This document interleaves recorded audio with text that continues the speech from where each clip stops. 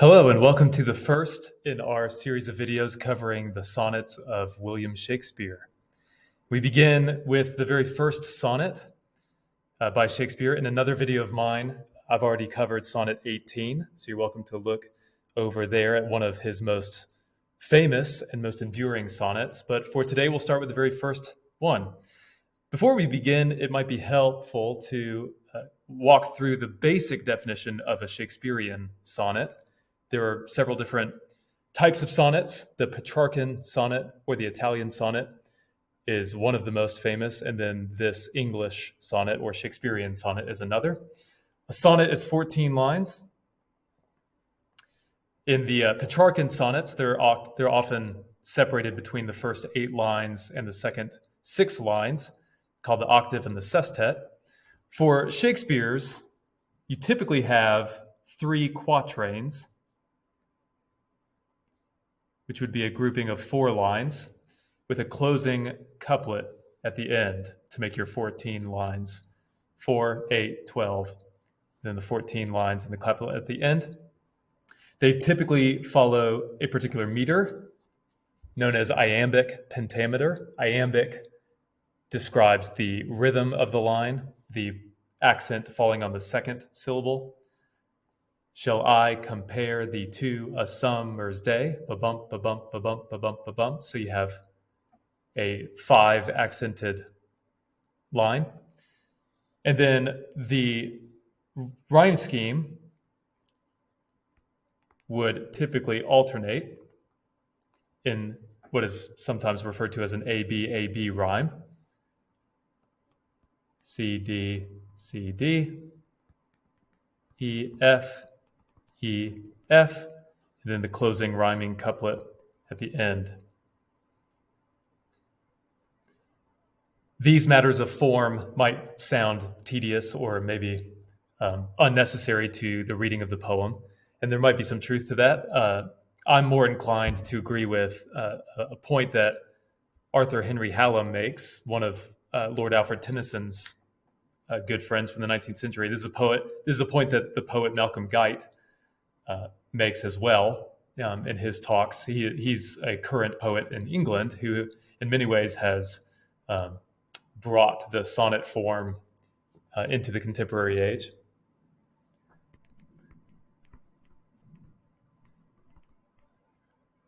But the idea is that rhyme is a parlay between memory and hope. This is one of the many things that tethers the lines of a sonnet together. Obviously, the 4 quatrains build. You begin with a premise, and then you present maybe a counter-argument or a contrasting premise. We certainly have that here. And then you have some sort of further complication or a blending of the first 2 quatrains. And then in the closing couplet, you tie things together or you summarize the theme as a whole. That, of course, gives structure to the sonnets. But the rhyme scheme as well gives this human quality to every sonnet, that rhyme is a parlay between memory and hope. That when we meet our first rhyme at the end of the first line, it's of course unrhymed at the moment, but it anticipates, because you know that this is a formal poem, it's a sonnet, you know it anticipates a rhyme to come. And so there is this leaning into it, this hopeful anticipation of that which comes ahead of us, that creates this desire or this yearning within the reader that is a delayed gratification. And so when we see this word, we know that something beautiful is coming, but we have to wait for it. There's a hope for it. The following line, the one that immediately follows, doesn't rhyme with it. From fairest creatures we desire increase, that thereby beauty's rose might never die. But there's something within us that says, keep reading, the rhyme is coming. But as the riper should by time decease.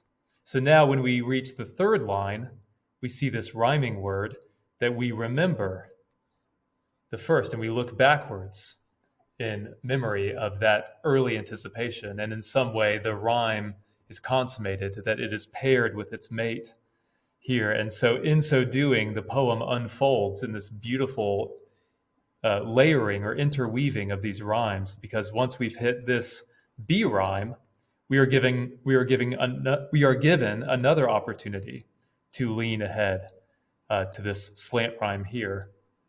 Eyes, lies, fuel, cruel, and so on. So this looking backwards, looking forwards, something that Robert Burns comments on in his poem To a Mouse, where he says at the end of that beautiful poem that humans are destined to look backwards and forwards, that we look backwards in memory, nostalgia, remorse, longing, but we also look forward with hope, expectation, anticipation, possibilities and potentials.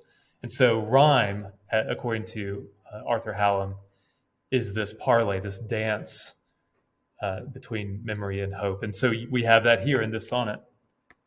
So let's begin. From fairest creatures, we desire increase, that thereby beauty's rose might never die. So from fairest creatures, we desire increase. We, all of us, this human desire, this major feature of our humanity. We desire more. But we desire more from the fairest. This is the importance of beauty being foregrounded in this line. Notice this prepositional phrase leads the line. We don't start with our subject and verb and our object, we desire increase. We have from fairest creatures, we desire increase. That the beauty is the priority. And that's in some sense what we do. That we exalt or place before us the fairest, the most beautiful, the loveliest of things. And not just of people. From fairest people, we desire increase, but from fairest creatures, that humans look around at this world that we've been given and we see and we ache for and pine for the beautiful things around us. And of those beautiful things, those fairest creatures, we desire more and more and more. We don't like it when a pleasure comes to an end. We want it repeated. We want it extended. We want it revisited. I can't imagine anyone playing their favorite song only once. And as the famous Pringles commercial has it, once you pop, you can't stop. That we like pleasure. We like the good things. We like the beautiful things. We desire them to increase. Why? That thereby, by that very increase, beauty's rose might never die. So underneath this universally human desire for fair creatures, the fairest creatures, to increase and expand and grow, there's this hunch of immortality.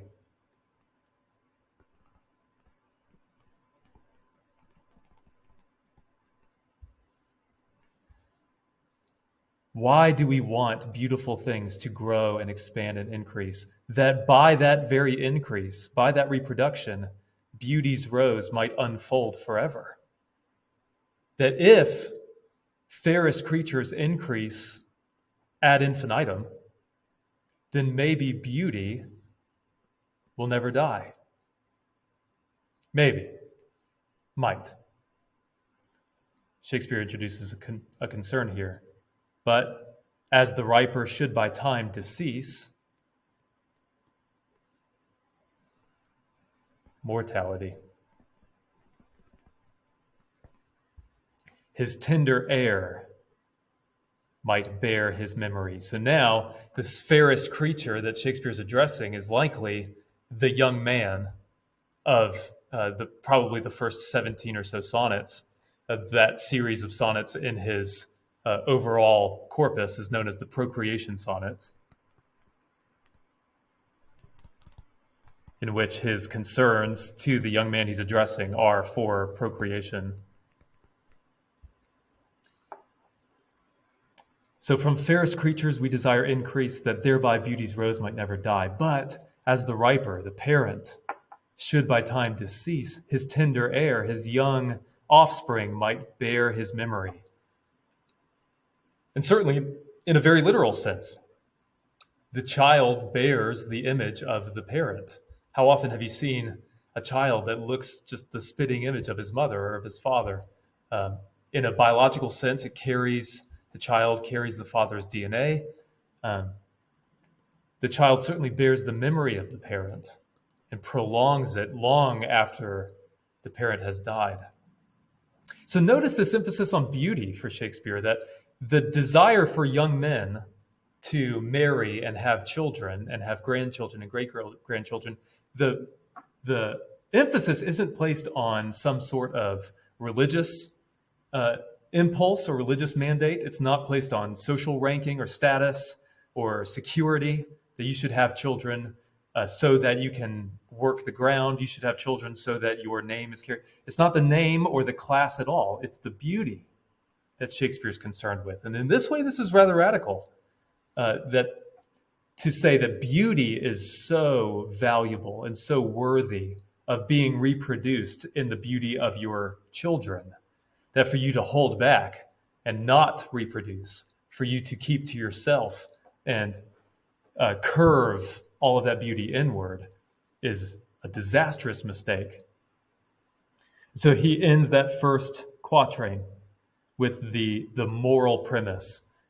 Your beauty is such that you ought to reproduce. You ought to extend to the generation to follow. But thou, contracted to thine own bright eyes. Notice where this young man's attention is centered. Thine own.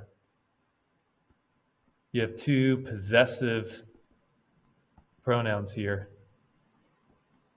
Well, one possessive pronoun, then one possessive adjective. Thine own eyes.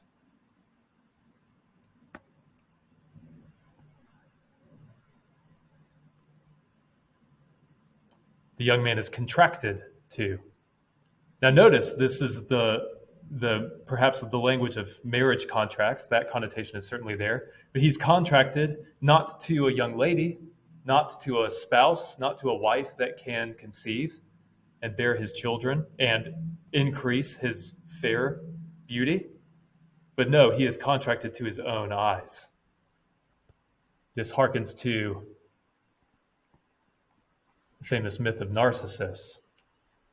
Narcissus is punished by the gods for spurning the love of Echo, that he rejects her, and his punishment is that he falls madly and desperately in love with his own reflection in the pool of water. And so this young man, since he is contracted to his own eyes, this sort of incurved, mirrored love,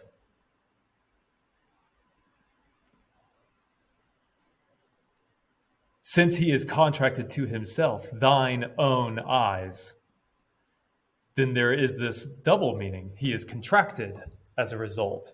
He is betrothed to himself. He is bound by contract to himself, but he is also diminished, contracted. He is shriveled as a result of that. But thou, contracted, incurved to thine own bright eyes, feedst thy light's flame with self-substantial fuel. Self-substantial fuel, that what brings light and fire to the flame that he's feeding is his own substance. It is self-substantial. This throws back to a classical image. Plato uses it, Augustine uses it as well. The idea that your eyes cannot generate the light that is needed to see. Your eyes cannot produce the light that is necessary to be able to see. Your eyes respond to the light in order to see. Just my eyes being open does not mean that they can see anything. If I'm in the absolute dark, my eyes will not see anything, even though they're open. My eyes require light from outside of them, light external to me, to hit my eyes so that my eyes can respond to that light and see. And so here, it's possible Shakespeare's relying on that same notion, that feeding your light's flame with self-substantial fuel is folly. It is narcissistic in the truest sense. It is this incurved, self-contained perversion of love. That in order for your beauty to increase, you must give yourself over. You must surrender to another. You must surrender yourself to your bride, and your bride must surrender herself to you. And in so doing, in that dance, in that response of love, your beauty can be magnified. It can be doubled. If you have a husband and a wife come together and have children, their love is doubled, tripled, and then grandchildren and great grandchildren, and so on. And so he feeds thy light's flame with self substantial fuel, making a famine. There's our irony here. You feed your light's flame with self substantial fuel, and in so doing, you make a famine. You lose the thing that you idolize because you are idolizing your own self and your own beauty and hoarding it, keeping it to yourself. By feeding yourself, you cause a famine where abundance lies. Thyself, thy foe, to thy sweet self too cruel. Look at this echoing. Thy, self, self, thy, thou, thine. Everything in this young man is so wound into his own self. Everything is so curved inward. It's this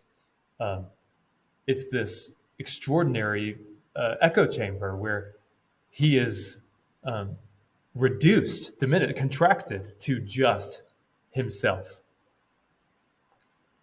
So the last quatrain, thou that art now the world's fresh ornament, and only herald to the gaudy spring. Notice the emphasis there. As of now, you are the world's fresh ornament. You are the fairest. You are the only herald to the gaudy spring. Shakespeare is heaping accolades onto this young man's beauty, but he taints it with this little indication. Thou that art now. Notice this little in rhyme here. You, thou, art now. Man is but a vapor. Man's life is a breath. It is tissue paper thin. You are the world's fresh ornament and only herald to the gaudy spring now. But what about tomorrow? 100 years from now? This is something that Shakespeare will explore in Sonnet 18 to great effect. And you can see some echoes there with the beauty's rose. In Sonnet 18, he talks about rough winds do shake the darling buds of May. And so we'll see that language of the flower. But in Sonnet 18, too, he talks about the transience of human life versus the eternality of the more transcendent ideas of beauty and the soul and so on. And so now this reminder, thou art now. Within thine own bud buryest thy content. So that's the accusation Shakespeare's bringing to this young man. He's burying his content. All of this abundance is made a famine. The content, the beauty that he contains and holds is being buried. And of course, the burial points to the future that is to come for all men. Thou art now the world's fresh ornament, but at some point your beauty will go into the ground. It will fade. It will wrinkle and age within thine own bud. And notice thine, hello, thine, own, and own. Within thine own bud buryest thy content. So notice the wordplay here we saw earlier with contracted is given again with content. You're burying your content, and in so doing, you're burying your content. You're burying your happiness. Shakespeare says there's a greater happiness than just enjoying your own beauty and enjoying your own pleasure. The greater happiness is in sharing it, in giving it over to a wife, a child, a grandchild, procreating, expanding that beauty through the act of surrender and love. True love, not this inward, um, self-substantial love. But true content comes with surrender. And tender churl or miser makes waste in niggarding. That you impoverish, you waste everything you have in your niggardly miserliness, keeping it all to yourself. And so, what is this final injunction that Shakespeare gives to the young man? Pity the world. Have pity on the world, or else this glutton be, to eat the world's due by the grave and thee. So what does he mean here? Notice he accuses the young man of being a churl or a miser and a glutton. That in keeping your beauty to yourself, you are a miser. You are hoarding. You are a tender churl. But also, in so doing, you are a glutton. You eat what belongs to the world. Because you are not giving yourself over to procreation and reproduction, you are keeping the world from something it can't get anywhere else. You are robbing the world of that which it cannot find anywhere else. And so you are doing the very thing the grave does, which is kill. You eat, just like the grave, the children who could be born. But you're, in effect, killing them before they can even bear life by refusing to conceive them at all. And so this is the first of many of Shakespeare's sonnets where he's concerned with mortality and immortality, love and selfishness, narcissism, beauty that is hoarded versus beauty that is surrendered in love. And so we'll see how he follows it up with sonnet number 2.